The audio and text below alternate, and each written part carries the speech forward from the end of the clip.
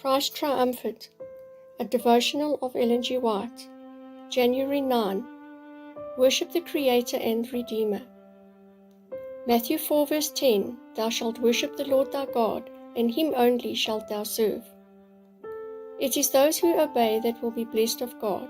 He says that he will bless your children and your lands, and all that you lay your hand unto. Do you think that Satan is going to allow this without making a struggle for the mastery? The enemy is working just as sharply and decidedly now as he worked upon the minds of Adam and Eve in Eden. The people are gathering under his banner, and he is circling them with his power. But everyone who sees that the law of God is changeless in its character will decide on the side of Christ.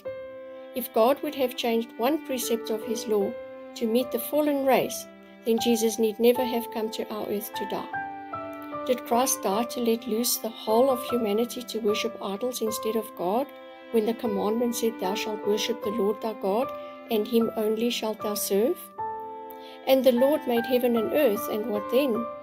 He rested the seventh day and sanctified it, and gave it to you to observe as God's memorial, a memorial that he is the living God who created the heavens overhead and the earth upon which we stand. He made the lofty trees and put the covering upon every flower. He gave to each one its tints, and the Lord of heaven made human beings and gave Sabbath. What for? For all the posterity of Adam, it was a gift to all his posterity. If they had always obeyed the fourth commandment, there never would have been an infidel in the world, because it testified that the Lord made heaven and earth, the sea, and all that in them is. His hands are over his created works.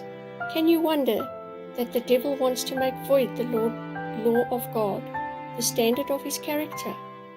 It would be the standard in the judgment when the books shall be opened, and every person judged according to the deeds that are done. And the names are written. What does he say? Engraved upon the palms of my hands. The marks of the crucifixion have engraven them. Humans are his property, and they are God's by creation and by redemption.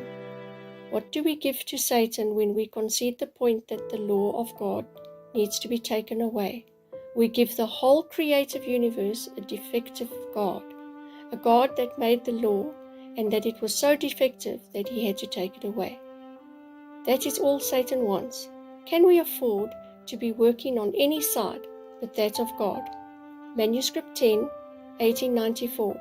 Sermons and Talks 1, 234 235.